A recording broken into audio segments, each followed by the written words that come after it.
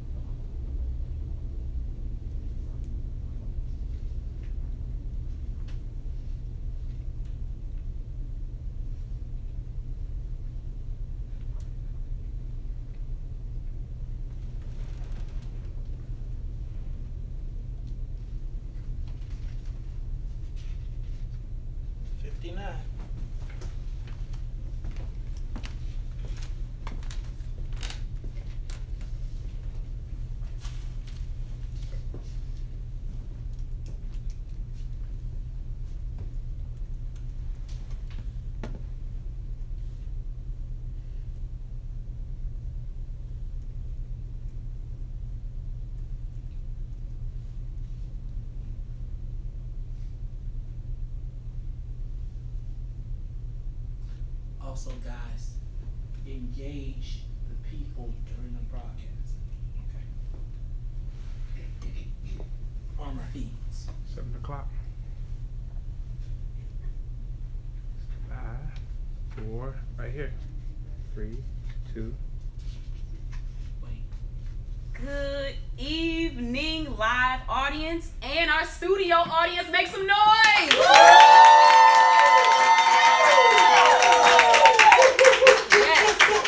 We are all so excited today. My name is Ruthie Moore, and it is with great pleasure that I present to you Poli Sci 101, a 4-part series that has taken us through Illinois politics. For all of you who have not watched the other episodes, I would encourage you to do so now before we pull them to create that box set for Black Friday. So, okay. So, for all of y'all that have been saying, May's been talking. But what we gonna do? What we gonna do is gonna happen tonight. So I encourage everybody to tune in. So, what's in it for the Black People Media Productions is ecstatic to present tonight's episode. But before we begin, we must go over some rules. But the what's in it for the Black People family, we don't like to call them rules, we call them norms. So for everyone in our studio audience, we got 4 norms that y'all must follow. The first one is sit down and don't move a lot because Maze gets distracted. The second one is be quiet or silently laugh. We have a little amen corner sometimes also. If you exit, no re-entry. For all of our people who are watching, 2 things. Grab your snacks and get your questions ready. Use the hashtag Poli Sci 101. So without further ado, I graciously want to bring up political strategist, WVON show morning host, husband and father, president of the What's in it for the Black People Political Action Committee, Maze, he's super geek because tonight is his anniversary, Jackson.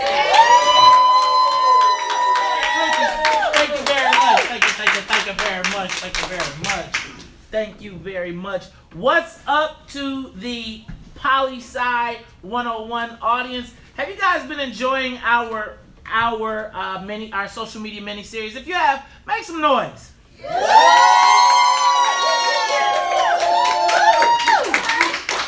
you guys know I have a pretty in-depth script here, but I'm gonna go off of it just a little bit because tonight is a very special night for me. And so I had to make a very tough decision, which is whether we would do the Poli Sci 101 episode tonight or I would celebrate my 2nd wedding anniversary with my beautiful and lovely wife, Commissioner Carrie Steele. So tonight, because we both recognize how important it is the education and the re-education of the Black community is, tonight I am here with you broadcasting live, but I will be getting up out of here because I do need to celebrate my 2nd anniversary with my lovely wife. But I would like to ask you all if you could help me. You know I do this thing and it gets me into a lot of trouble all the time, right? And my wife happens to be an elected official. She is a Cook County Commissioner at the Metropolitan Water Reclamation District, where she is responsible for the water that goes out. And I just want to encourage you all to vote for her this upcoming election season, because you know a lot of the stuff that I talk about gets us in a lot of trouble, right? But she is the most qualified. She is a chemist and an environmentalist, but most importantly, she is my beautiful wife, ladies and gentlemen. So I'd like to again offer a happy anniversary to my lovely wife, Commissioner Carrie Steele. Thank you very much. I'm sorry for the shameless plug. Do y'all forgive me for that?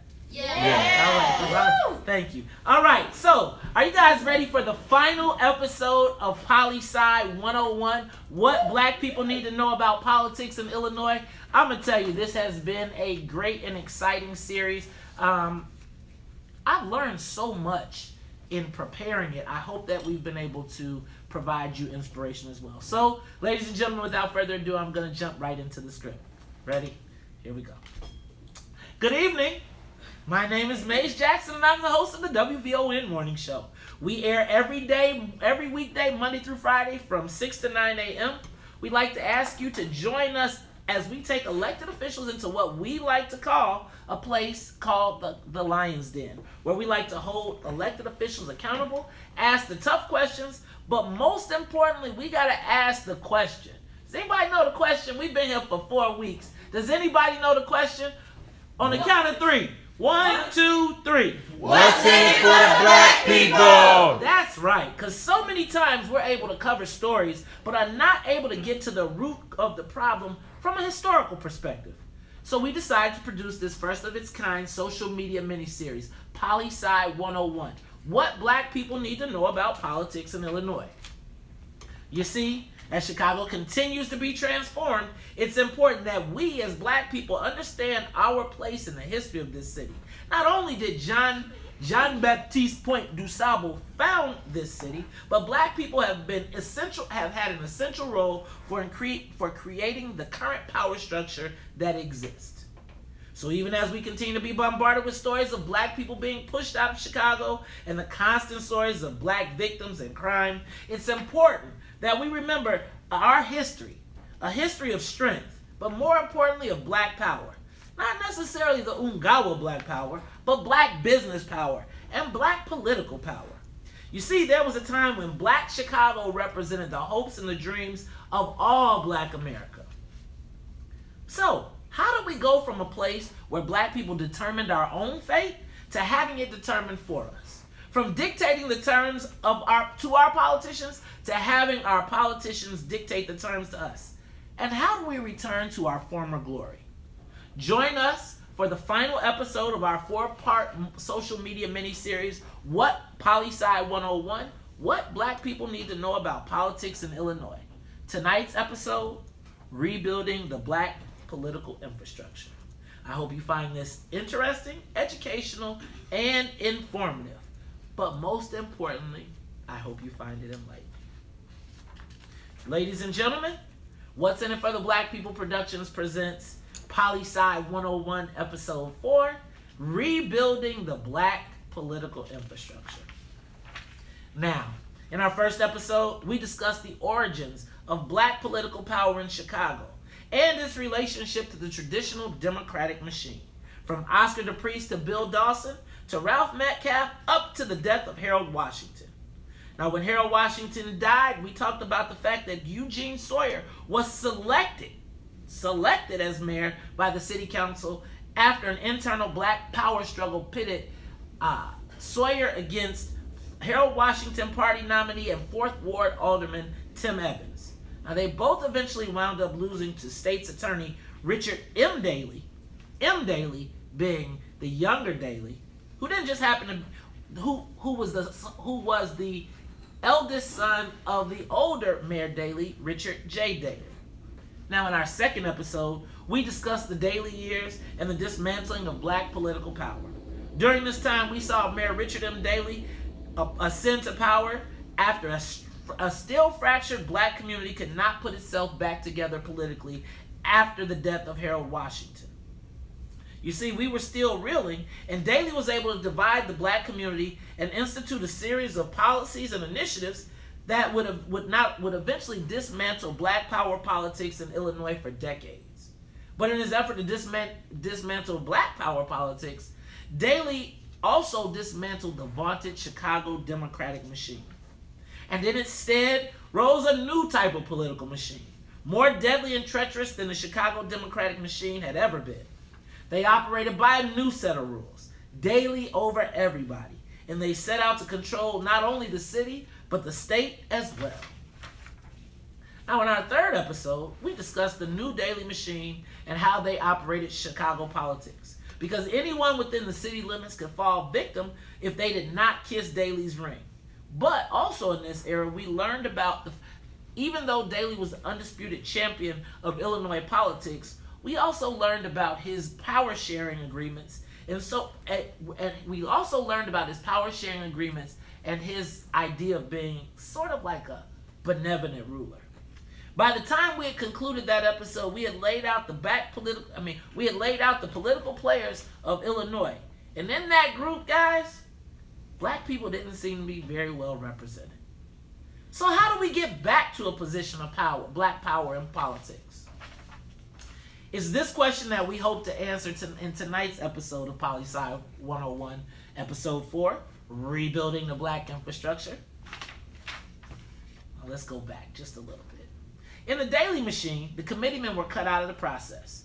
If you wanted a job from the Daleys, you went directly to Daley now. No more committeemen.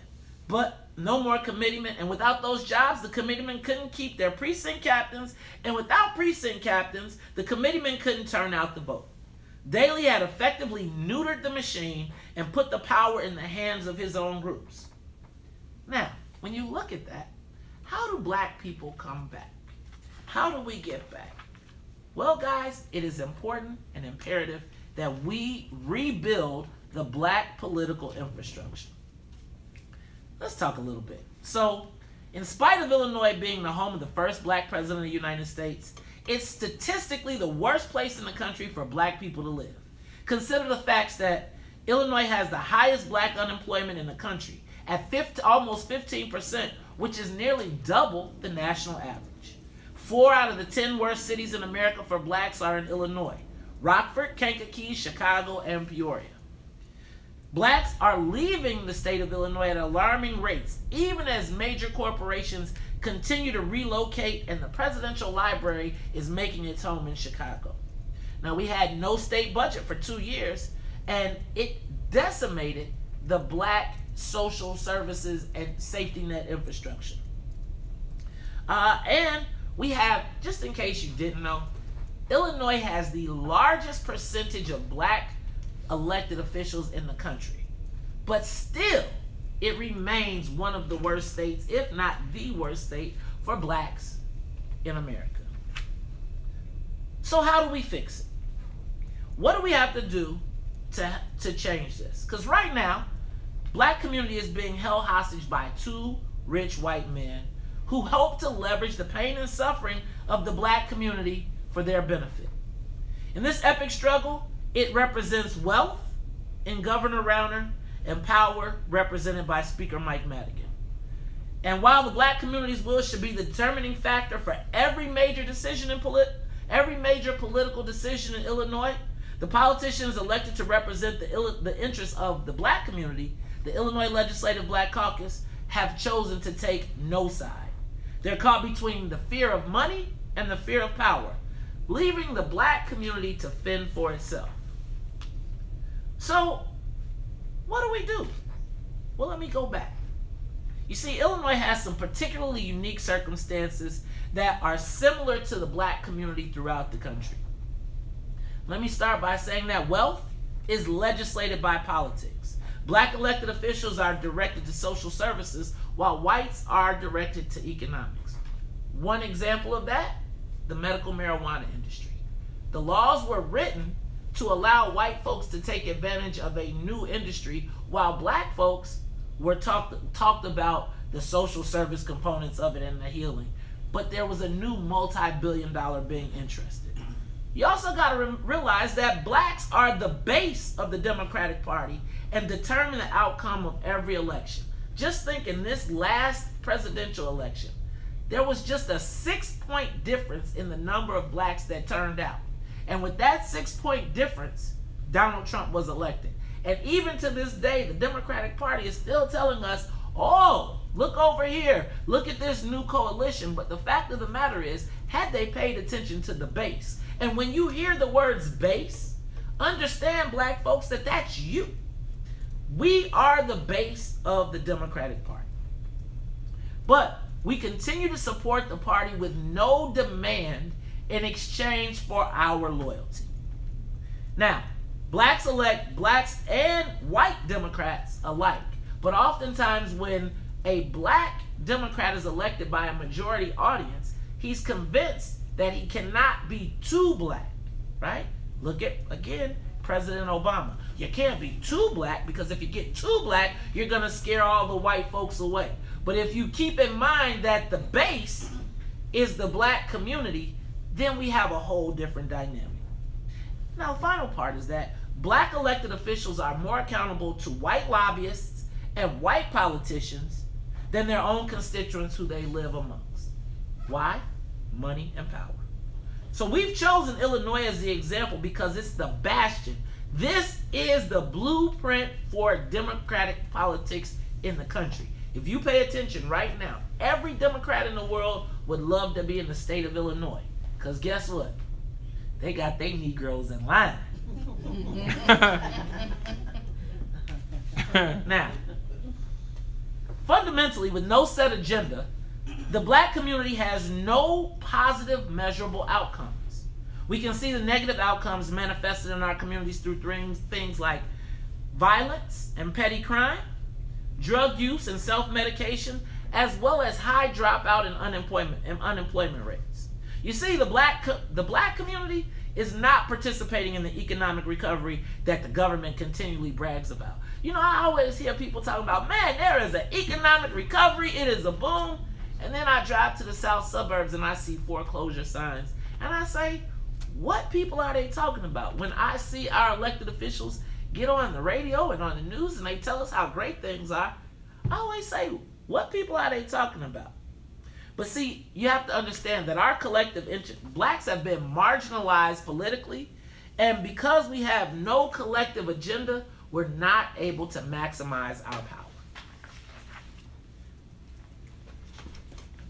So, understanding that there is limited to no accountability in the black community for whites or blacks means there are no entities that are bound to respect or fear the black community.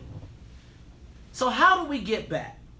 To attain political power, whether it's through fear or respect, an entity must have one or all of these types of power. People power, which is the ability to mobilize people to take definitive action. Money power, the ability to pay for the tools necessary to elect candidates friendly or defeat hostile candidates to our agenda. But finally, we need our brain power, which is the ability to create strategies and policies that will provide long-term sustainability of the black community. Now, to take control of our political destiny, the black community must develop all three power bases and then leverage them for the better good of the black community. So how do we get started? You know, the solution to accountability is developing a synergy between the What's in It for the Black People movement, the What's in It for the Black People Political Action Committee, and the Black Brain Think Tank. Now, how does that work? People power, the What's in It for the Black People movement. Money power, the What's in It for the Black People PAC. And brain power, the Black Brain Think Tank.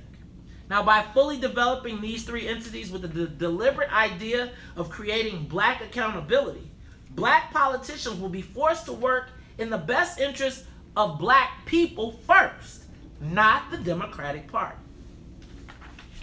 Now, you know, I would like to tell you that people power is the most important, and I will. But you all know we all got to eat. And as we talk oftentimes on the morning show, we talk about that bag, right? And so let me help you understand. Every political agenda needs to be funded, which makes money the lifeblood of all politics. No matter how much people try to tell you, oh, we don't need no money, this is grassroots. You need money to get your message, to get your people, to get the word out. But because the average black person does not tangibly benefit from the political system, right? We got the highest unemployment. We're the worst in 16 economic indicators. What the hell makes you think that black folks want to give money to politicians when they feel like they're not seeing anything returned? What that does is it makes it easy for black politicians to justify why they don't represent the interests of their communities. You know, the first thing they'll tell you is it'll take money to get reelected, right? But if you don't have money to get reelected, then the person from your own community, then guess what? Someone else provides the money, and they provide the money that gets you reelected. But if they give you the money, then what does that mean? You're accountable to their interests. So the goal of the What's in It for the Black People PAC will be to raise funds from wealthy black donors who want to support a pro-black agenda, but they can't risk the public backlash. Now look, y'all, I'm no fool. I'm not going to ask anyone to give up their livelihood, their family's livelihood, for a pie-in-the-sky dream. So we have to meet people where they are. Some people, some of the wealthy people, are probably some of the biggest advocates for what's in it for the black people. Because like I told you, I got cut out of the business. I was a businessman, and I was looking for business, and that was the origins of my what's in it for the black people. So we want to give black businessmen the opportunity to support our agenda because it supports them. Secondly, now, yeah, this might be a little controversial, but I think we really need to look at it. We need to aggressively fundraise from the immigrant business owners who profit from the businesses in the black community. Let me just ask you, how many corner stores, J&J Fishes, hair, nail shops, etc. that come to our neighborhoods? How many diners? How many people open up shop in our neighborhoods and then make money and then take it back to their community? That's right. So guess what?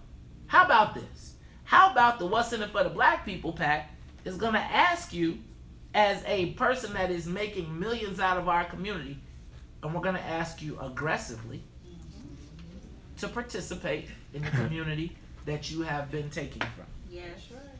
Then finally, we're going to go back to our black folks and help them understand why it's important for them to support politicians. Now, to support a PAC that supports politicians that support our agenda.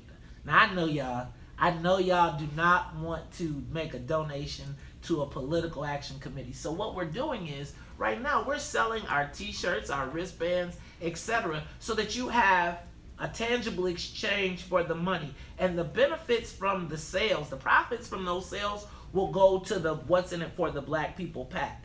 Now, eventually, ideally, we'll take that money and we will provide mailers and a mobile app that will be sent directly to black people to tell them or to give them information regarding the candidates. Again, remember, we want to be in control of our own politicians. So we have to raise our own money and then be a force. Now, let me just tell y'all something. Y'all heard me talk about not reinventing the wheel? So we got a brother out here that I am a partner with, Brother Mark Wallace, who has the 10 by 10 program. And part of their strategy is to get 10 people to raise $1, to maximize our collective power. Look, whether you join the What's in It for the Black People movement, whether it's 10 by 10 to win, we are working together to build a coalition of black folks across the city, right? But we have to have money to finance our candidates. Right. And the What's in It for the Black People PAC will serve as our political war chest. I hope that makes sense. It makes sense. Now, to make sure, you know, because let me tell y'all know how black folks get about money. Who getting it? Who counting it? Who watching it? I'm not giving no money. So here's what we're going to do for accountability. The What's in It for the Black People PAC will have a board of directors, an executive director, a political director, and a fundraising director. It will raise, like I told you, we'll raise high dollar solicitations, special events and concerts, as well as online donations. But we're going to use some of our people power, and I'll talk about that a little bit later. Maybe we'll talk about that in the questions and answers series, because I don't know if I want to put that all in there. But again, we need to aggressively talk to the businesses that are doing business, the people that are doing business in our community, and make them give back. Now, the What's in It for the Black People PAC will be solutions driven, focused on electing candidates and proposing policies that have the most positive effect on the black community.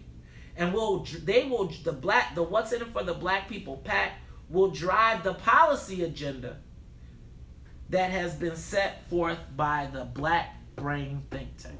Now, see how this is working together? So we got the PAC that will fund the agenda. But where does the agenda come from? Because y'all, you know, well, let me go back. The What's in It for the Black People PAC, so I just want you all to see how it works. The people that will contribute to the What's in It for the Black People PAC are the voters, the business and entertainment community, special interests, and international communities. But I got a particular interest on this international communities. And guys, I also think that there's an opportunity with the business and entertainment communities that we have not fully tapped into. But we'll get into that. Let's talk about this Black Brain Think Tank. Well, the Black Brain Think Tank, Dang, I didn't even have a drink yet. It's just coffee. But the Black Brain Think Tank will serve as a collection of the top black thinkers, philosophers. Wait, you're a philosopher? Yes. Scholars and policymakers. Their sole function will be to analyze the black community to identify issues and opportunities that need to be addressed.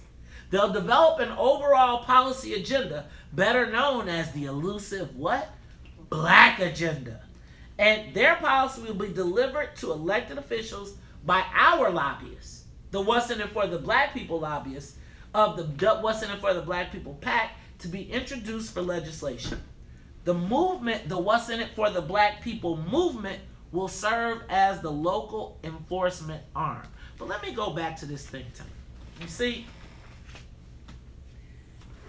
no one of us has the answer or the solution to what's going on in the black community. And I'm going to just be honest. I'm not really that smart. I'm not. I got a big mouth, got lucky, got a radio show, and have the ability to share some information. But there are great thinkers and scholars in our community in the areas of business, politics, grassroots, education, and even in the religious community. And if you think about if we could get the best thinkers in those areas, which are really the key drivers to our community, to get together and come up with an agenda, then we wouldn't be asking our elected officials what's in it for the black people. We could tell them, right? And it wouldn't be May said, it would be the Black Brain Think Tank says, with respected scholars from around the world providing solutions to the problems that plague us. So, how it goes? Oh, I'm sorry. No, I'm good. So then, ladies and gentlemen, it gets to the What's in It for the Black People movement. Now, let me just tell you, we've already established What's in It for the Black People as a movement and as an organization. But I want to tell you that What's in It for the Black People is an organization, but it's also all black people, right? Now, when we talk about our organization specifically, we're talking about this group of people that have made a commitment to meet on a regular basis to hold people accountable.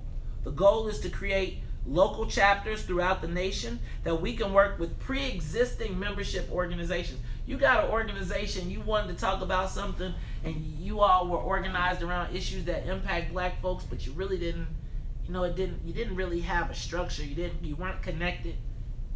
Well, we believe that there's an opportunity for us all to connect through the movement of what's in it for the black people. Now, it's not a centralized, or it won't be a centralized organization, which means that each of the local chapters will control their own agendas. They will select their own politicians. We will then use our overall organization to spread the word out into those communities. Now, if you are interested in being part of the What's in It for the Black People movement, I'm going to tell you that it will be structured very similar to the Democratic Party, but it will be our overlay. It will be black people in control of the positions. How can you get involved? You can be anything from a digital precinct captain. You don't want to get out of Facebook? Well, guess what? We got a space for you. Are you a content producer? There's a space for you. Would you like to be the Ward Township committeeman of that area that you're in? Well, there's a space for you. The goal is to build a self-sustained communications, content,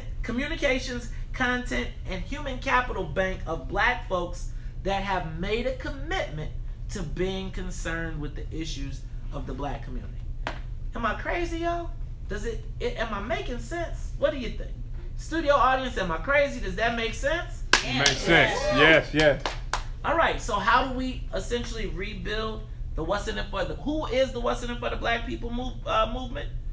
We develop our local policies, local communications, and local actions, all shared through a national network of people with the goal of addressing black self-interest first. Again, we don't have to be against anybody, but we can also be advocates for ourselves. What would the results be? My anticipated results are, by developing this three-pronged political strategy, the black community can establish a system of political accountability, not based on party interests, but on black people interests. By creating this system, we'll establish a foundation for the black political infrastructure, which allows the black community to have a voice on any issue, from local school boards that choose the textbooks that our kids read, to guarantee economic, what did my man say? Economic nationalism and how that plays out for us. Additionally, you all, the wonderful thing is the way that we've created the organization is it's scalable, right? If you got 10 members, if you've got 10 people that are thinking along the same way, you can start a chapter in your own community. So, what does the new black rebuilt infrastructure look like? It looks like we've got a think tank that has thought about the issues, that is made up of experts, and they have developed policies that impact our community. And we can take them and they will give the politicians the answers that we ask for every day on the show. We'll have the What's in It for the Black People Political Action Committee, as well as 10 by 10 to win. So we will have money to finance our candidates. Let me just tell you again, as a top political operative, anytime somebody says, oh, we could just win this campaign, it's gonna be grassroots and we don't really need that much money, you say that until somebody drops $150,000 into your race. And then you learn about grassroots. Let me ask you a question. Because if you out there in the audience, or if you in the studio audience and you've had to do any petitions or circulate petitions, how many people want to circulate petitions for free? Even if they own the team? Nobody. You need money to make the machine go. So guys, black folks, they trick us into telling us, oh, you don't need no money. Oh, you can run a grassroots campaign. Hey, y'all. That is the send-off, right? That is the send-off. Meanwhile, the average candidate spends 3 to 5 hours a day making phone calls for money. There is a process. Ladies and gentlemen, we have been kicked out of the process. We have to retrain our people. We have to relearn and rebuild the system. So now what? President Obama is gone, y'all. Gone. He gone. Donald Trump is in the White House, and the Black Caucus keeps spewing the party line, telling us not to believe our lying eyes. But in this climate, black people want actions and solutions, and we need to look to ourselves. For so many times, we keep looking in the distance for somebody to come save us. But if we execute this plan, we can have an apparatus that allows the black person every black person an opportunity to participate in their own liberation. Whether it's the young gang member who wants to join the What's in It for the Black People movement chapter in his neighborhood, or the international celebrity who's having a concert, Jay-Z, December 5th, who wants to financially support the liberation of black people, or even a black policy wonk who has just thought about solutions to problems that impact our community. If we implement this program, we have a space for everyone. But black people, we need you. We need you to make the commitment.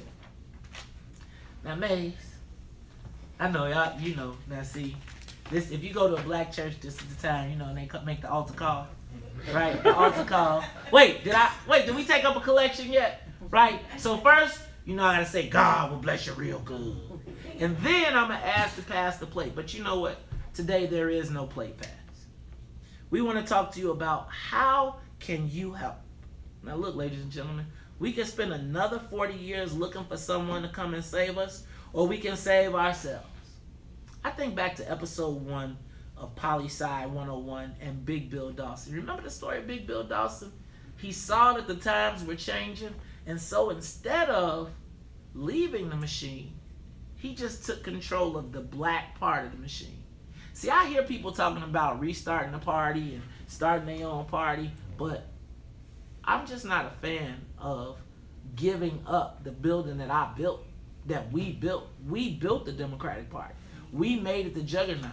We're already in the building. So why do we got to get out? Why don't we just occupy it? So, see, Dawson never left the machine. He just decided to take control of the machine. So with that in mind, I want to recommend a we, you, us plan. So what is a we, you, us plan? We are asking you to join us in the What's in It for the Black People movement. And it's as simple as this. Can you understand that there is nothing wrong with black people advocating for their self-interest? Do you agree with that? Yes. If you do, say yes. Yes. Do you realize that while we did not create our own circumstances, we are responsible for changing them? Do you recognize that? Yes. Y'all don't seem like y'all recognize that. Oh, Do you recognize hell that? yeah. Hell yeah. Do you recognize that on social and digital? All right. And are you committed to not only asking, but answering the question, what's in it for the black people? Yes. Yes. Yes. Sure? Yes. All right. Now and I'm asking you all on social to do it as well. But if you can do those 3 things, you can be confident that you are right now. If you did all those 3 things, you are a part of the What's in It for the Black People movement right now. So congratulate yourselves. Welcome to the movement. Now, if you're interested in taking it a step further, you can join the What's in It for the Black People organization. You can donate to the PAC, or you can be part of the Black Brain Think Tank. But what you got to do is you got to meet us right here on the first Tuesday of every month. Now, man, you're saying, where's right here? It's in a secret location. You know, it's got a secret location. You know, we got bomb-sniffing dogs. And you know, we got, but we on the lookout. So we are located at 2907 South Wabash, Unit 201. We meet as the What's in It for the Black People organization every first Tuesday of the month. You can get involved. We'd like to ask you to come. Bring your friends. We will be talking to everybody from Democrats to Republicans, from gubernatorial candidates to judicial candidates. And soon we will be coming up with the What's in It for the Black People Voters Guide, as well as the What's in It for the Black People mobile app. But it won't work if you aren't a part of it. So the epilogue. The black community is very close to reaching its limit, particularly our young people, and they're looking for a direction.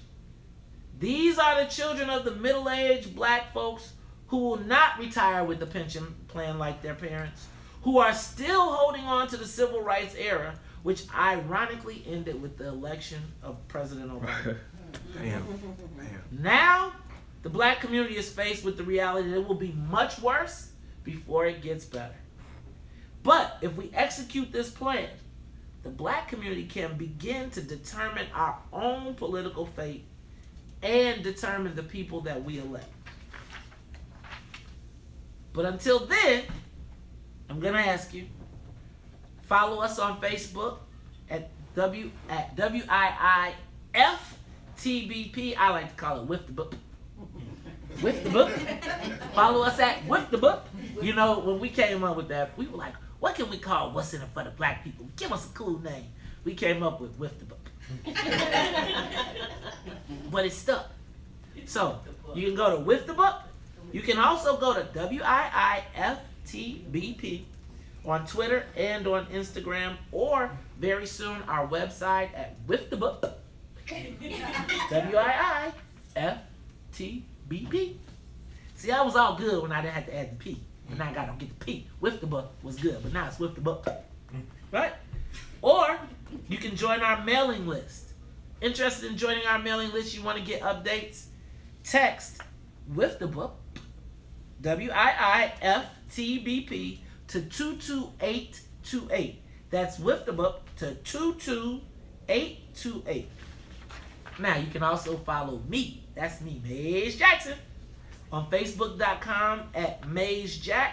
That's Facebook.com/MAZJAC. You can get me on Facebook. You can watch the live broadcast every morning with Maze Jackson and Charles Thomas on the WVOM Morning Show on the Maze Jackson page. That's the Maze Jackson page on Facebook.com, as well as on YouTube. We're on Twitter at MazeJack, Instagram at MazeJacksonSaid, and you can go to www.mazejacksonsaid.com.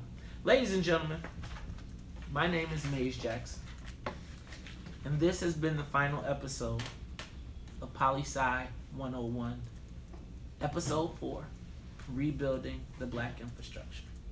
I hope that you've enjoyed this 4-week social media mini-series. I hope you found it informative, entertaining, as well as enlightening. Black folks,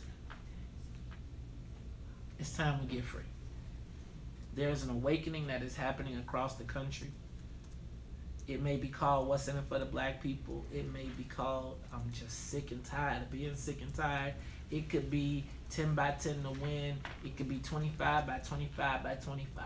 But all of the messaging is all still the same. Black folks is woke. They ain't all the way woke, but they waking up. So I want to challenge us all to do something, right? I want to challenge us all to figure out this year, how do we build and not break?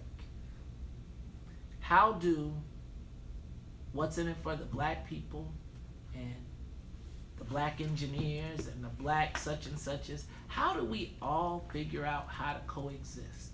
How do we identify what our common interests are and what our divergent interests are, and say, where can we connect?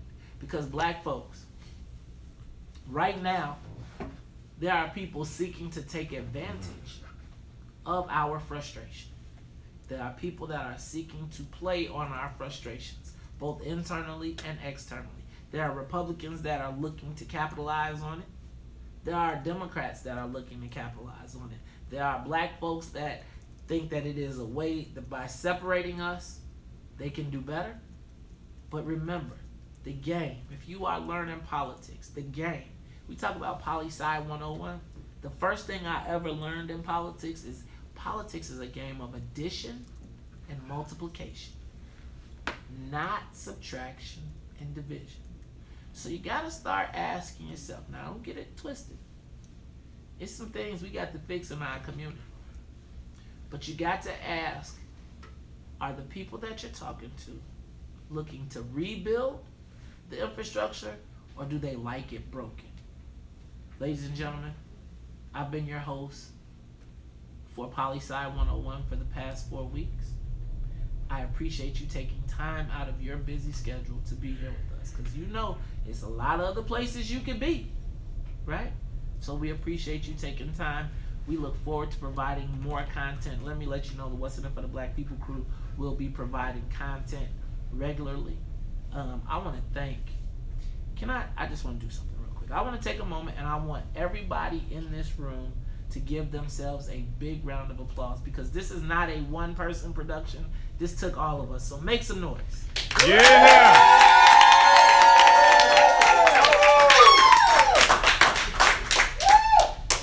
I want to thank all of the people that tune into us every day on WVON. I want to thank the What's in It for the Black People crew. I want to thank my executive board. I want to thank my friends, family, my mama. Mama, I hope you're proud now. I think she's been proud for a long time. She's always been proud. I think I could write anything, she'd be proud. But it is an honor, and let me just let you all know that I recognize the amount of trust and respect that you have put into me. And so it is my goal to make sure that I do not violate that. I tell you the truth, right? But I want to win. And I'm saying that it is now. We cannot continue just to fight. I'm not interested in being in the game anymore to be in the game. I'm not trying to be even. We need to come out ahead. Black folks, there is nothing wrong with black people being concerned with issues that impact black people first. That's right. All right? So with that in mind, ladies and gentlemen, give me a high second. We're going to bring Ruthie Moore in, and we're going to go to our live question and answer session. But thank you again. My name is Maze Jackson. This has been Poli Sci 101, the final episode of 4. Thank you.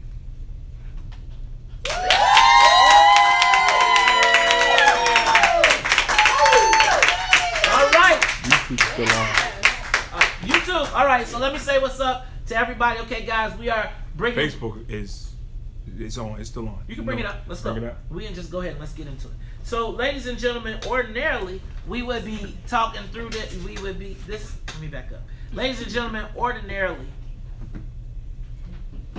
this would go a little bit longer, but we're going to have our question and answer series. I want to encourage you all to ask your questions. I'm going to cut out a little bit early today because I got to go.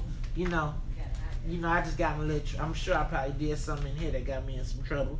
So I got to go home and celebrate my anniversary with my lovely wife. But again, both of us understand the commitment to our community, so she gave me the opportunity to be here. So let's have it, y'all. Let's do it. All right, Ruthie Mo, what's up? I smell freedom in the air. We free now. I smell freedom in the air. Okay, so today social media lit up because this is exactly what everybody has been waiting on. Oh, really? Everybody talks, Maze. Everybody talks. But to put it into action is truly what I think people have been waiting on. So some of these questions range from the basics to some complex. Let's do it. Okay. So Civics 101, Maze. Can you tell us what a political action committee is and why is that important to the struggle? Okay, so a political action committee is really a campaign fund that has been set up that allows you to take contributions from a variety of people without campaign contribution limits. So here in Illinois, if you are, say, an alderman, you can only get $1,500 maximum. If you're a state rep, there's a cap on the amount of money that you can receive.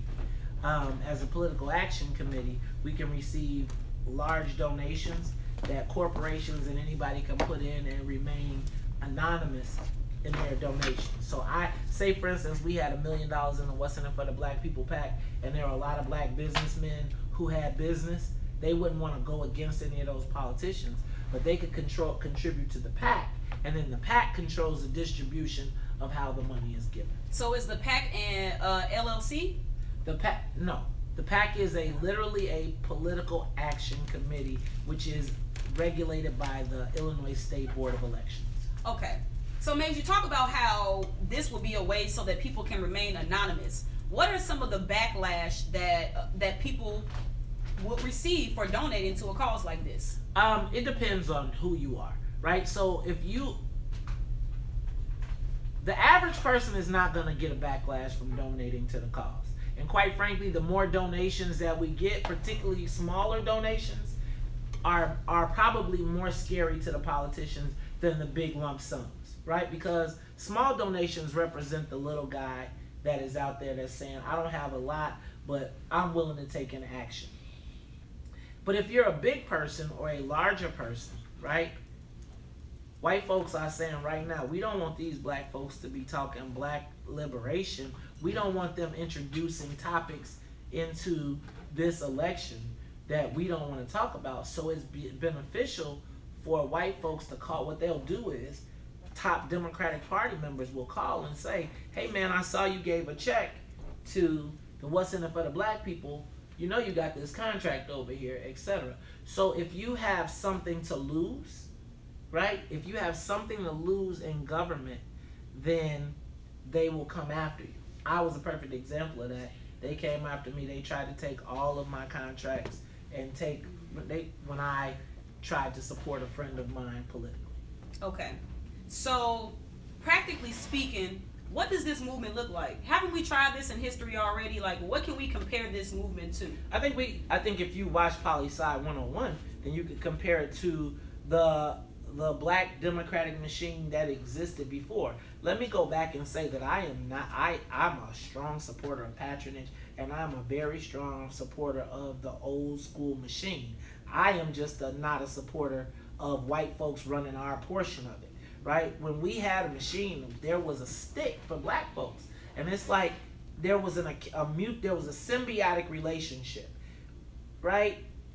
When we had a democratic machine, a black democratic machine, the power broker, his power was predicated on his ability to deliver votes.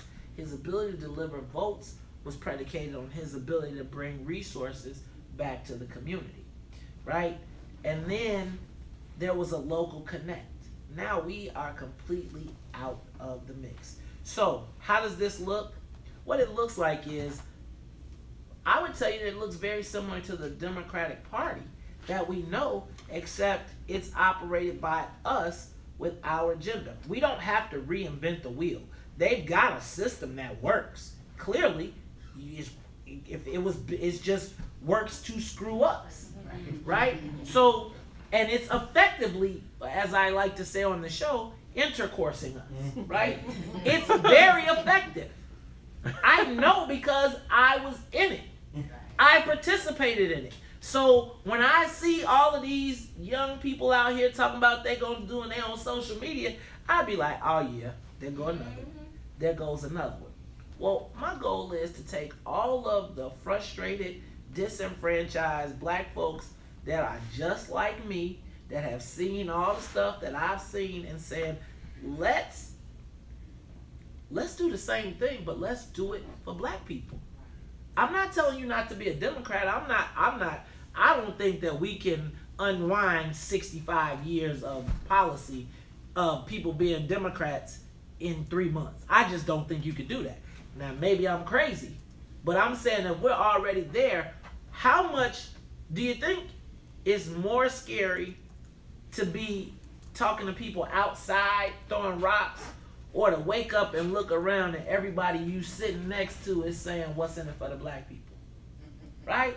So when you look at successful movements, I'll use the gay community, they infiltrate. Right? They in your meeting, they sitting here, you talking crazy, you get to talk crazy, they bring 3 more people to the meeting, then the next thing you know, it's 50 people on their side, and you said something crazy, and now they done voted your ass out. That's right. Right? Yeah. Of your own organization. That's right. So, all I'm saying is, why you gotta question the motives of people that are telling you to split your vote now, when it's most important that it's unified. That's why I always ask, you gotta look at people's motives, and you gotta look at past history to say, damn, so wait, at the time when black people are coming together and can be the most unified force, you saying go do something else? But all the black people in the party are convening around the fact that we want to know what's in it for the black people. So now, if it's me, I'm going to send somebody in, because if everybody's coming to this what's in it for the black people conclusion, no matter how they coming, we got to stop that. So now, how do I stop Maze Jackson from talking to somebody across the community, or how do I stop the South Side from talking to the West Side? Right? So now you got to start, and as the South Side and the West Side, like as you see sitting up in the What's in It for the Black People meetings start to come together, and then you got North Side and Humboldt Park, somebody is saying, oh, hell no. Now, you got to ask, who is the somebody that comes in and says, hell no? Right? Anybody that's debating what's in it for the black people, not what's in it for Mays, but what's in it for the black people, you gotta question their motives. Because I'm gonna tell you, in my belief, if you are black, you are in what's in it for the black people, even if you don't want to be. That's right. For everything I talk about, if you are black and gay, guess what? When they shoot you, they ain't saying, oh, he was gay. So you can be mad at all the things that I say that get you riled up, because I say some controversial stuff. But the fact of the matter is, what's in it for the black people, whether you, how Pam Moore said, God, I love you and there's nothing you can do about it. What's in it for the black people is going to fight for black people, and whether you like us or not, it's nothing you can do about it. That's right. And you'll reap the benefit whether you love us or hate us. That's right. I'm sorry. All right. Kang from Facebook wants to know, Big Brother Kang Mufasari. how does What's in It for the Black People intend to gauge its progress? We're going to have measurables, right? So I think the thing that you always hear me talk about is outcomes, right? So we have to have a start point and we have to have a finish point. So when I talk to you about having the Black Brain Think Tank develop an agenda, right? That's the measuring stick, right? So you got an agenda that's put together by black policy experts. We all kind of agree to it, and then we say, here it is. And then this is what we want from you this year. This is what we want from you next year. You know, people make fun of, people have taken the fact that I have been a top-level Democratic operative, even working with groups like Victor Reyes, HDO, etc. in a past life, and try to use that to kind of denigrate me. But I would tell you that the best learning that I've ever had politically was watching, was being there. And it was only after watching and seeing and being like, damn, this is possible? Right? Like, when you black, you think that's not possible. Like, right?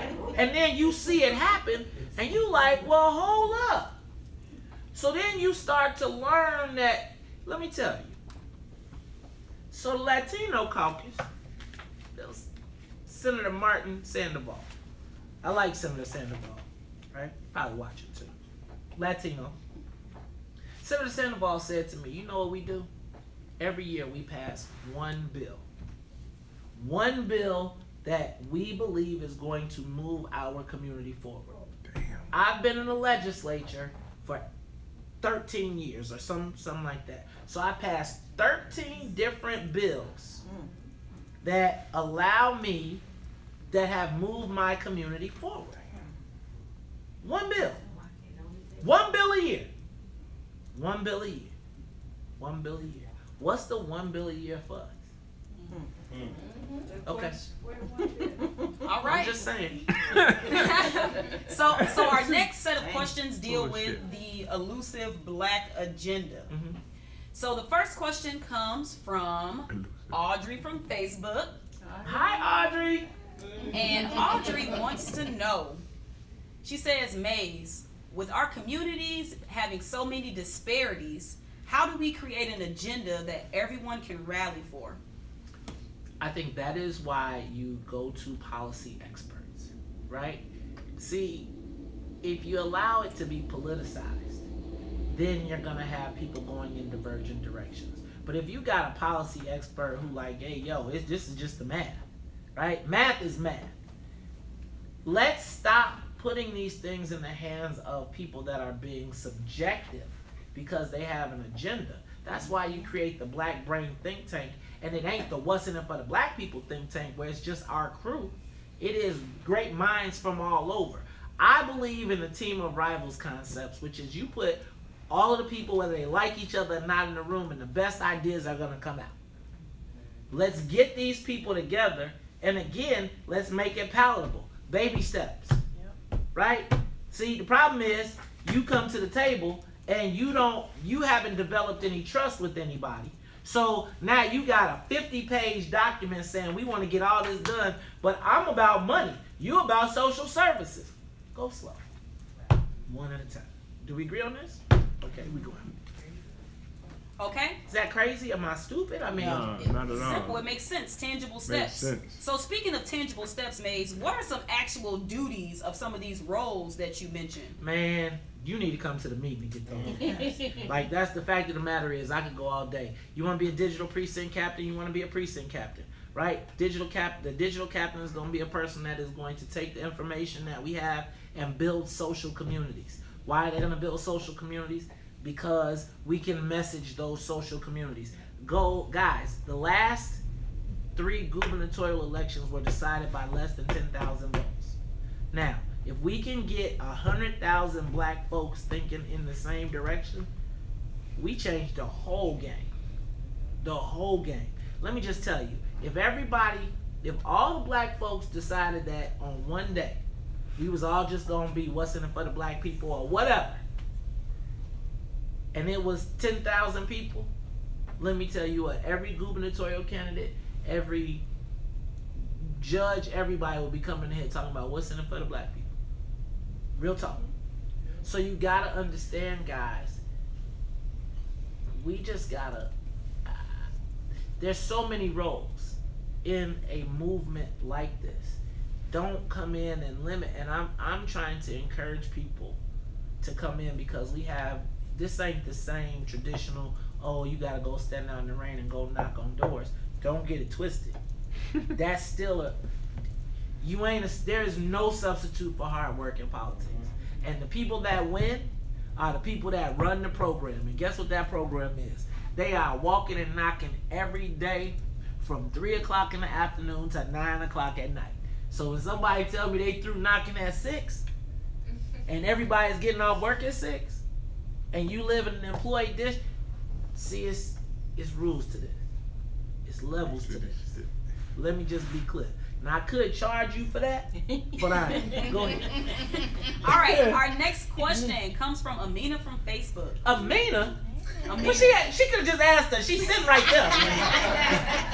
Hey, stop breaking Oh, I'm breaking the third wall again. Hey! All right, so when you said the comment about when you made the comment about the people who are in our communities, how the money leaves the communities, social media went crazy.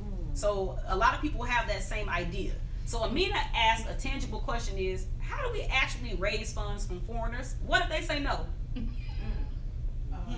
Shopping. You know how I feel. But my question, my answer may not be appropriate. Do you want okay, I'm going to give you the politically correct answer. The politically correct answer is, we stop patronizing their businesses. But you know what? Last week, did anybody hear about Beverly and the billboard for Smith? So there's a new series on Showtime called Smith, Single Mom I'd Like to F. They put a billboard up in Beverly, and Beverly stood up as a community and said it's got to come down, and within 24 hours it was down. Them billboards are all over our community. And it's a white lady too. So in our community, we have to be in control of it. So the same guy, we've got to teach the guy that thinks he controls the block that he really don't control the block. Yep. And Wally, that's letting you stand out in front of his joint, ain't really your friend. Now, what does that look like? That looks like if we were ever able to put the business, the politics, and the streets together, then that's the job of the streets.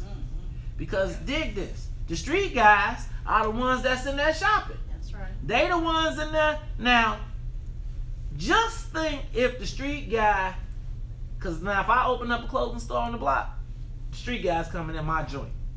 Hey, bruh, we need to see you. Imagine if we had that same mentality when they open up on our block. So, now Mina wants me to say something that I will not say on camera, but again, you know what I would say? I would say to black folks, why you mad at Donald Trump? Right? Can we just be smart? Like, can we just use the stuff that we can use for our benefit? So right now, I would be talking to the international community saying, either y'all gonna be benevolent contributors to our community, or we're gonna be big supporters of blocking immigrants coming into the country from these communities. And we're supporting it. Can you imagine what Donald Trump looks like when that happens? I'm just saying, if Donald Trump came in and said, what's up with these Arab corner stores in your neighborhoods that you can't open up the J&J Fish? Well, I mean, where's the black economic opportunity? Now, do you think Wally wants you on that team? Or does he want you on the, let me contribute to the local school council? Every park district should have, the team should be sponsored by J&J Fish, Wally, Habib, I don't care who it is. You need to show us what you are doing or giving back to the community. Now, I'm going to tell you,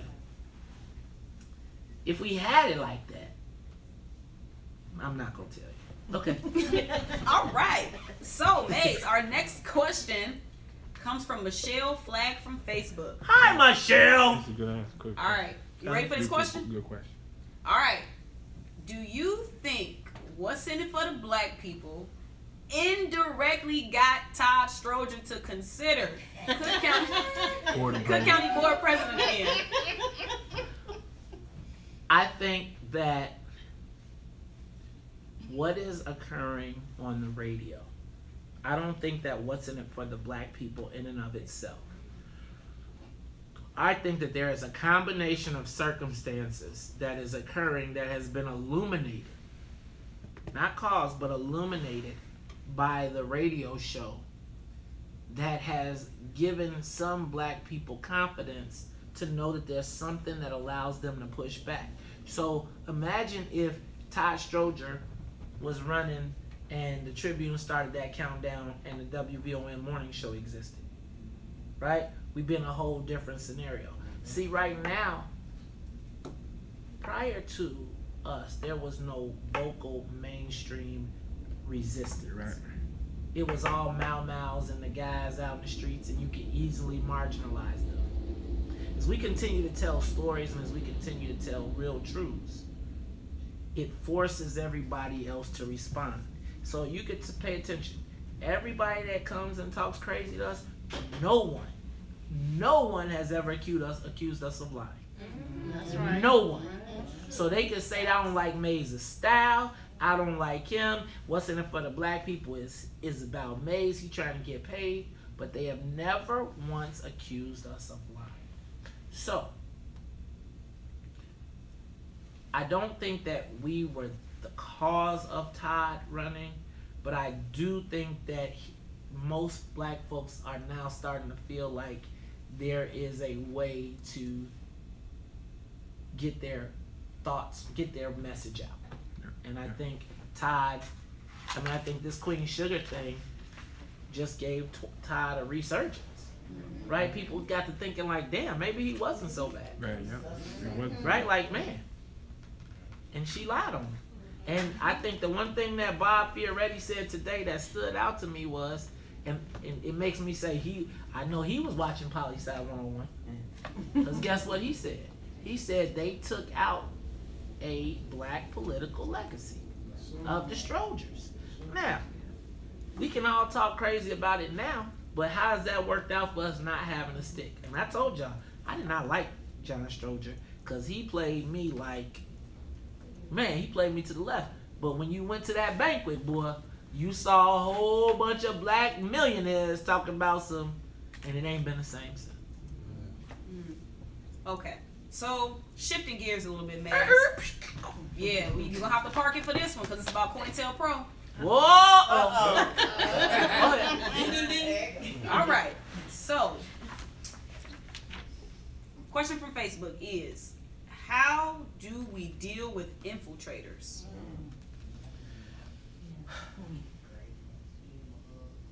So guys, this is, you know, so I'm hip hop, right? I'm hip hop. I watched the Biggie Tupac thing, right? And I just remember screaming at the TV. And when Hit 'Em Up came out, and Tupac just went in on Biggie, I was like, God, man, please, just say something. There is a level of machismo that exists. There's a lot of different things that are twisted in here. But I think the first thing is black folks realizing that COINTELPRO is actually real. That there actually are people put out here to divide us up.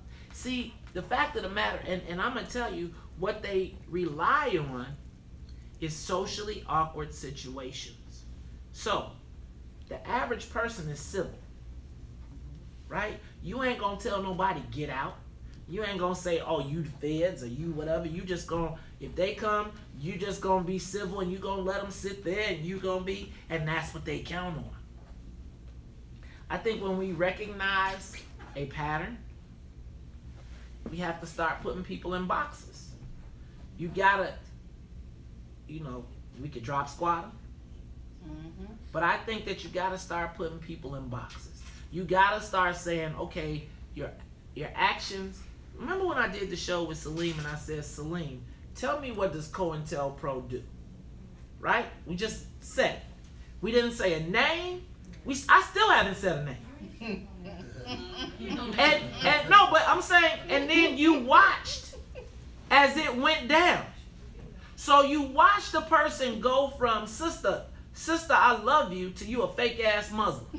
Right? You watched a person go from, I am a protector of black women and children to screw you, boo. Right? And so that person sits in your planning meeting. And then when you leave and y'all all got a plan and the plan and the one we all said we was going this way and you go that way, you gotta say, okay, there has to be a consequence for deviation from the plan. Or you can't be a part of the plan. Now, if we were in extreme times, okay. But we're not in extreme times. So I think that we just have to compartmentalize, and you got to say everybody can't come to every meeting. Okay. So, want to show some love to you too. We got Buffalo Bill. Buffalo Bill! He said, go ahead. Wild Bill Hickok. So he said, Maze, are there currently any politicians in Illinois that represent us? Can I tell you, I believe there are. I just believe that the representation, I think that the way that I think that Laquan McDonald has supercharged activism. And what it has done is it has made people demand extremes. They want extreme action instead of just kind of, I think that there are, you know, when the Black Caucus comes on and tells us, oh, they block stuff, they fight and spend time. I honestly believe that they do. I was the executive director of Illinois Legislative Black Caucus. They do. But that's all kind of that they do. But I think that there are definitely black politicians that do what they can in the way that they know how. I think we've got to show them something different. Here's the deal. If everything that you was ever taught was black folks go down to Springfield and be social services, So that's all you've ever been taught. Even when you got here, your mama, your dad was like, baby, go down there and say, don't you let them cut them soul services. Meanwhile, the white kids go down and they get on finance. They get on banking. They get on insurance. So when the deal goes down, they're bringing the resources that they have been directed to, which is the bag. We've been directed towards the social services. So I think that part of what y'all got to understand is that this is years of training that you grew up a certain way and you were taught and you were funneled into it. So if you... I just had a conversation today. Everybody now is super social activist. But 2 years ago, before Laquan, we didn't know 80% of these people. Right? And now, there was no radio show that talked about what's in it for the black people. Everybody was having a love fest and a cheerleading fest.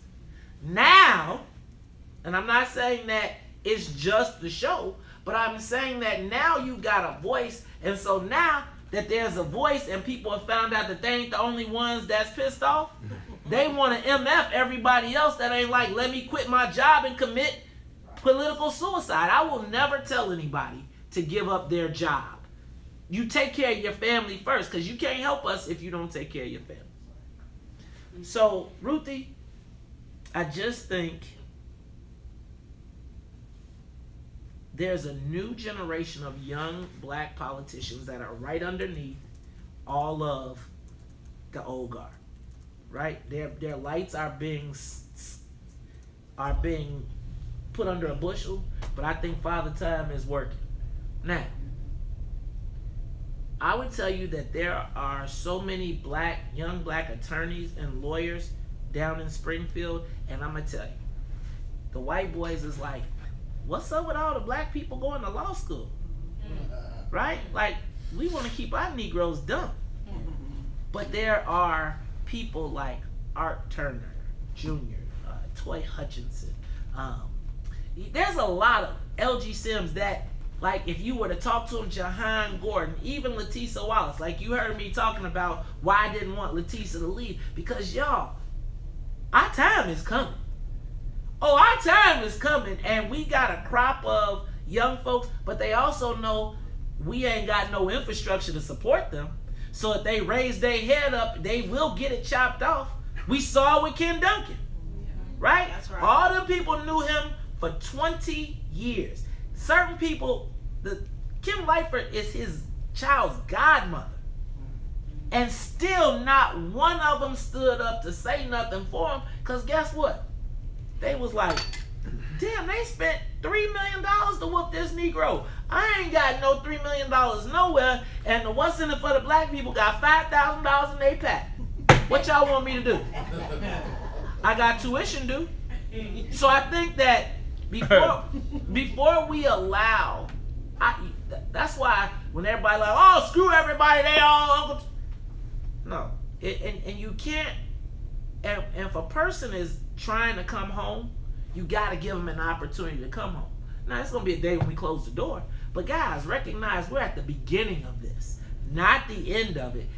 We just now give people, come on, man. You thinking the Black Caucus in City Council, all of them refused to support the Sanctuary City joint. All of them. They was like, there's no way we can vote for that. You can't MF them for that. You got to reward them for that so that they can say, damn, I did what y'all asked me, and you didn't say screw you. You said good job. You get a plus for that. They feel it. But if you know that you're never ever gonna win, if I do what you asked me and you still say screw me, well, I'm gonna stick with the people I was with. Come on. All right. So, Maze, we did tell you that we was gonna let you go. So, do you have time for a few more questions? Yeah. Okay. So, our next question comes from 8:30. Facebook. Go ahead. I'm not gonna say who it's from, but I'll just ask you the question. Will what's in it for the black people stay black? Yes. Yes. Yes. Okay. So, if what's in it for the black people is going to stay black, how do we raise the necessary funds? you've been on 47th Street on Saturday? You've been on 63rd? You've been to any of the malls? Oh, we got the money. We got money. It's like, do we have the commitment? And again, but remember, with what's in it for the black people, we started with the t-shirt sales because we know how y'all are. We know black folks, I ain't getting no money to know. But you can get you a t-shirt that says what's in it for the black people, and you can be in style. And let me just tell you, you get a what's in it for the black people t-shirt, people are going to be stopping you everywhere. Like, where you get that shirt from? So we got to train people to give, right? So we're going to throw some parties that are low. They ain't big high-tech fundraisers, but they get people in the mode of giving 10, 20 to the event. Small dollar donations. But black folks can get, let me tell you, you've seen all these Cadillacs, Benzes, and everything else that's rolling around here. Black folks got money. Remember, if we were a country, we'd be the 9th largest based on what we spend. That's right. Okay. Okay, so Joel from Facebook, he wants you to speak. That's all? Nope. Okay. He wants you to speak more about the Brain Trust Plan. So the Brain Trust Plan is this, brother. It is really to put the top black thinkers on issues that are the most important to us in a room and ask them what are the biggest issues impacting the black community and what are the solutions. My goal would be that they would break off into policy groups and identify the best policy experts in their area. They would convene, come up with answers, and then go back and come back and present to the body. The body then comes back with a kind of an agenda that we would convene a Congress. We could share it around the country. People kind of green light it, yes, no. Working document comes back. We got 10 things that we're saying are the things we want to get done. So is there an upcoming holiday or like New Year's celebration or anything on the radar? We are talking about a holiday party now. We'll talk to the exec board about that. I'm going to just tell you, Ruthie, it was a big deal for us to execute these 4 weeks in a row. And I'm be honest with you, I'm pretty proud of the accomplishment. We did a lot of research. It took a lot of us to put it together. We got a big, coming up in the beginning of the year, we're going to be distributing the What's in It for the Black People questionnaire. So we got a pretty aggressive agenda. I know we're going to have our own holiday party. You're going to have us a Black Santa. Tom, you're going to be Black Santa. But we are going to have a holiday party, and I do think that we'll have an event coming up in the very near future. So what I would encourage you all to do is if you want to get information, please sign up for our newsletter, right? Bring that back up. We'll come back to that. We'll put it in okay. What else, Ruth? So, Maze, Dennis from Facebook wants to know. He asked this when you were still talking about the history, but where was good old Jesse during the takeover of the Democratic Party? Who's Jesse? Jesse Jackson running Sr. for president. Okay. He was still stinging from the rebuke. So when Harold Washington got elected, they had a complete kind of push Jesse to the side strategy. If you read this book, Fire on the Prairie, it outlines it, right? It outlines it pretty significantly. And Jesse, who at the time wanted to be the king of the city, had to leave and go because with Harold being the mayor, the only way he could get bigger was to go somewhere else. He couldn't run for governor, so he ran for president. And then while he was running for president, that allowed him his peace, right? So he was gone during that. But again, should I tell? Yes, okay. tell. So, why you don't recognize it, people don't understand that Mayor Daley and Jesse Jackson had an agreement, right? So when you see this big fight over the school board and why they're so involved, because Push got the schools, right? So they got a lot of the busing contracts, and they were able to make their people through those. So that's why you didn't. Again, Daley's premise was not to fight you. It was if everybody, like if you look at people like Danny Solis, all of that, if you kicked his butt or if he thought you were going to be too formidable, he brought you in. So when you look at Terry Peterson, when Terry Peterson started climbing and there was the potential for it to be, for him to maybe run because they gave him CHA. So they gave him his own local unit of government where he was essentially the mayor of Chicago Housing Authority. So now he don't have no interest in fighting you because CHA is its own local unit of government. right? So that's kind of how it. Okay, so going back a little bit to the black think tanks, Sharon from Facebook said, "Why reinvent the wheel? We have black think tanks already." Where they at? What they thinking about? Have we seen any outcomes? You know, it's, again, for me, like, here's the thing, guys. I don't want to be disrespectful, but it's like right now, everybody's got something, they're doing it, right? So right now, we just talked about this plan that we talked about that I've shared with a lot of people. This plan has been shared at the highest levels. But I will tell you that, quite frankly, some of the most powerful black people in the world, like, oh no, we gonna get in trouble with that. And even the people that are free got people on their team like, we free, man, but let's not even get into that. Okay. So, what was the question? Huh? What was the question? Oh, I'm sorry. Yeah, about the black think tanks. So again, I would just ask you what they thinking about. Tell me if they got it and it's working and they got the agenda. Pass it on. Come on, that's one less thing we got to do. That's right. But it's like everybody tell you what they gonna do or what they been doing, but how's it working out? Okay. All right. Jeff Johnson from Facebook wants to know, what role could the Nation of Islam play? Man, I'm going to tell you. We're playing a great role right now. I'm going to tell you that. Oh, why you right? Well, why are you tripping? 3/4 of the what's in it for the black people got the last name Muhammad. Right? We actually, Dennis has taken to the Good Morning Muhammad family on the Facebook Live. And y'all ain't. So I think that there is part of our message that just tends to resonate with members of the Nation of Islam because of self-empowerment and doing for ourselves. So I think it's a natural progression. I will tell you that I presented this exact plan with some tweaks to Minister Farrakhan and his council. I can just tell you what we're talking about is revolutionary. That's all I'll say. Okay. Maze, can you talk about how intergenerational is this? What's in it for the young people? I think this is for the young people.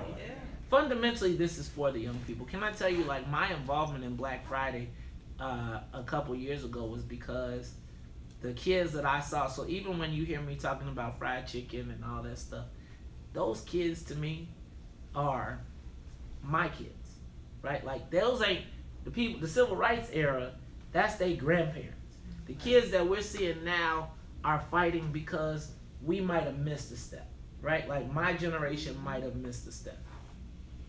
The reason that you see me giving some of the people right now, activists, a hard time, our young ones, is because I was young and full of myself at the University of Illinois, but I want to make sure that they are properly informed, right? We got all of these people that I don't know who trained you, where your insights come from, who helped you come up with your philosophy, what made you a leader, and how did you get to the front of the line? Not to discredit you for any of it, but when I see actions that are incongruent with being an activist, if you're going to claim an activist, if you're going to claim the blood of a dead young man that has moved the whole world, you got some responsibilities. And some of those responsibilities, it requires us to say something. Now, again, remember, most people, most of these guys have learned to operate in a space where it's socially awkward. So I could say whatever, and ain't nobody gonna say nothing back. And you're wrong or you're bogus if you ask a real question. Okay. Right? So there's, let me back up. So ahead. there's a place for young people. The young people, really, hopefully, we create a training ground and leave you an infrastructure so that you don't have to start from scratch, right? So it's like, I would tell you that every young person is welcome, and I would like to teach or show or instruct or at least provide some insight from a real perspective, because I've always been taught perfect practice makes perfect. So if you were taught wrong, you will do it wrong when you get to the game. And I'm just telling you that a lot of the Black Lives Matter stuff that we talk about is not about Black lives. It was funded by George Soros, and it's about some other stuff. And they're using our young people to attack us. All right. So, Maze, we got time for one more question. And I want you to talk about the advantages and disadvantages of using technology to help this movement progress. I think the advantage and disadvantage is the same. It's easy. So it's easy to get the word out nowadays with technology. That's the best thing, right? I used to have to make 100 phone calls. Now I can post and 100 people see it and we get the same. But that same easiness does not win elections. So people get confused by the fact that when they post and 200 people like, that ain't necessarily a win, right?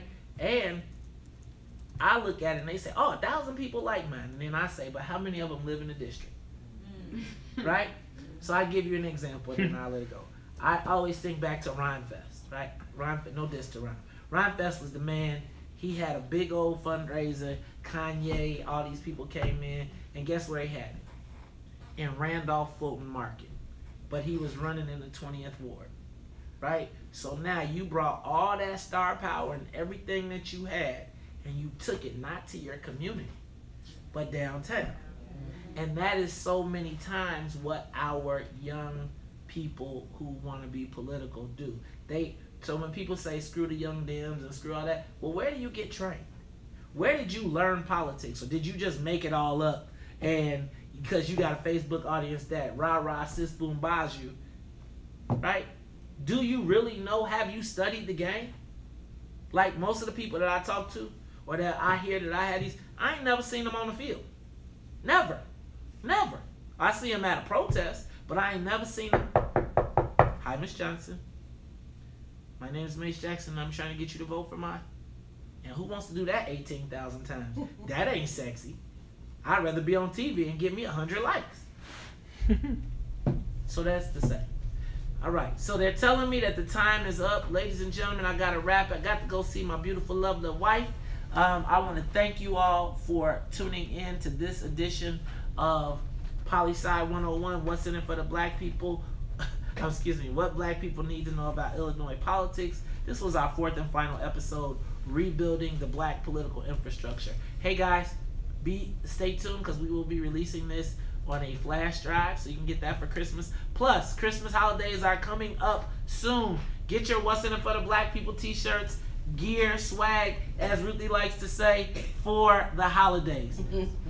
For Mace Jackson, for the What's in it for the Black People organization, and for all of y'all, thank you very much, and thank you for attending. I appreciate you. This has been Poli Sci 101. Woo!